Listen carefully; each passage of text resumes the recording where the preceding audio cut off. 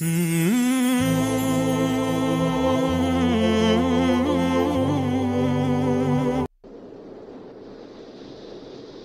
اللہ الرحمن الرحیم۔ یونان کی کشتی اور ٹائٹن آبدوز، ان دونوں کے سانحے پر مجھے بدقسمت ٹائٹینک یاد آ گیا، اور اب تو وہاں ایک آبدوز کا ملبہ بھی موجود ہے جس میں 5 عدد قیمتی جانیں تھیں۔ پتہ نہیں کیوں بار بار میرے دماغ میں ٹائٹینک گردش کر رہا ہے۔ پرشکوہ ٹائٹینک کی کہانی ایک ایسی المناک کہانی ہے جس نے 1 صدی سے لوگوں کو اپنے سحر میں جکڑ رکھا ہے۔ یہ ایڈونچر، شوق اور بالآخر تباہی کی کہانی ہے۔ بدقسمت ٹائٹینک کا پہلا سفر ہی اس کا آخری سفر تھا۔ سب سے بڑا مسافر بردار ٹائٹینک ایک برطانوی لگژری بحری جہاز تھا۔ اسے بننے میں 3 سال کا عرصہ لگا تھا، کیونکہ اسے دنیا کا سب سے بڑے اور پرتعیش جہاز کے طور پر بنایا گیا تھا۔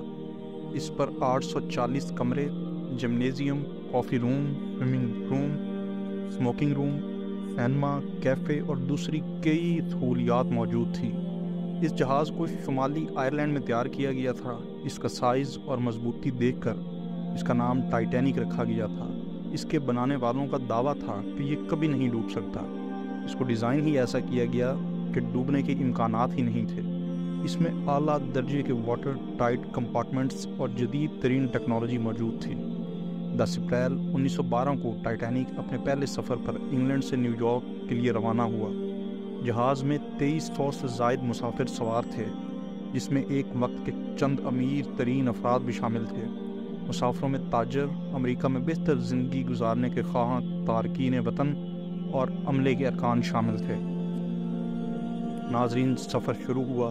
جہاز کا کپتان اس قدر پرجوش تھا کہ اس نے جہاز کی رفتار غیر معمولی طور پر بڑھا لی، جو آئس برگ سے ٹکرانے کا باعث بن گئی۔ سفر کے 4 دن بعد 14 اپریل 1912 کو رات تقریباً 11:40 پر ٹائٹینک شمالی بحر اوقیانوس میں ایک آئس برگ سے ٹکرا گیا۔ آئس برگ نے جہاز کو ایک طرف سے چیر دیا۔ اندر داخل ہونے والا پانی اتنا تیز تھا جیسے سیلاب آ گیا ہو۔ پانی اس قدر برفیلا تھا کہ رگوں میں خون کو جما دے۔ عملے نے مسافروں کو لائف بوٹس پر نکالنا شروع کیا، تاہم جہاز میں صرف 20 لائف بوٹس تھیں اور 4 چھوٹی کشتیاں تھیں، جو 2400 میں سے صرف 500 افراد کو بچا سکتی تھیں۔ ہر طرف افراتفری اور قیامت کا سماں تھا، جس سے انخلاء کا عمل غیر منظم ہوتا گیا۔ لائف بوٹس میں خواتین اور بچوں کو ترجیح دی گئی، جبکہ بہت سے مرد پیچھے رہ گئے۔ ٹائٹینک آہستہ آہستہ ایک طرف جھکنے لگا۔ باقی مسافروں میں خوف و ہراس پھیل رہا تھا۔ منجمد کر دینے والا پانی، خوفناک لہریں تھیں اور ہر طرف چیخو پکار کا سماں تھا۔ ٹائٹینک کو مکمل ڈوبنے میں 3 گھنٹے کا وقت لگا۔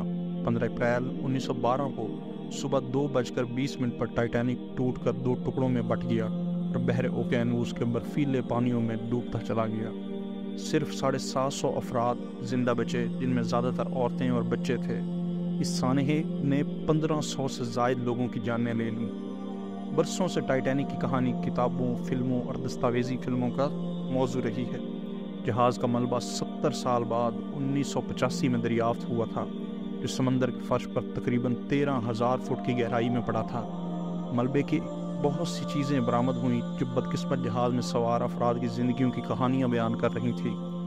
اب حال ہی میں تباہ ہونے والی آبدوز جب تباہ ہو رہی تھی تو اس کے پچکنے کی رفتار 1500 میل فی گھنٹہ کی تھی۔ یہ رفتار 2200 فٹ فی سیکنڈ بنتی ہے۔ اب جبکہ آبدوز کا سائز تقریباً 20 فٹ تھا تو اس کو پچکنے پہ محض 1 ملی سیکنڈ کا وقت لگا ہوگا۔ یہ 1 ملی سیکنڈ کتنا مختصر وقت ہوتا ہے؟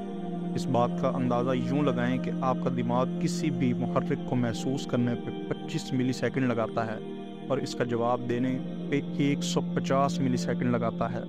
اب پچکنے کے نتیجے میں یہ سب لوگ انسانی آنکھ جھپکنے سے بھی زیادہ تیزی سے، بلکہ انسانی دماغ کی کسی طرح کی معلومات کو پروسیس کرنے کی رفتار سے بھی تیز اور جلدی موت کا شکار ہو گئے تھے۔ سو ٹیکنیکلی ان کی موت ایک پرسکون موت تھی، جس میں انہوں نے ایک لمحہ بھر کی بھی تکلیف محسوس نہیں کی۔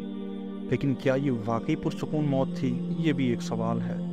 یاد رہے، سمندر کے اس ایریا میں رہنے والے جانوروں کو اگر ہم کم پریشر والی سطح پر لائیں تو ان کا جسم بھی ایسے ہی پھٹ جائے گا جیسے سمندر کے نیچے پریشر سے یہ آبدوز یا دیگر انسانوں کا جسم پھٹ سکتا ہے۔ نہیں معلوم کہ آبدوز سے انسانی باقیات ملیں گی یا وہ بھی سمندر کی کوکھ میں گم ہو جائیں گے۔ ٹائٹینک اور ٹائٹن کی کہانی شوق اور ایڈونچر کی کہانی ہے۔ فرق صرف اتنا ہے کہ اب جب بھی ٹائٹینک کا ذکر ہوگا تو اس بدقسمت آبدوز ٹائٹن کا بھی نام لیا جائے گا۔ کچھ ابھر کر امر ہوتے ہیں اور کچھ ڈوب کر داستانوں کا حصہ بن جاتے ہیں۔ ایک اور کہانی 13,000 فٹ کی گہرائی کے یک بستہ پانی میں دفن ہو گئی۔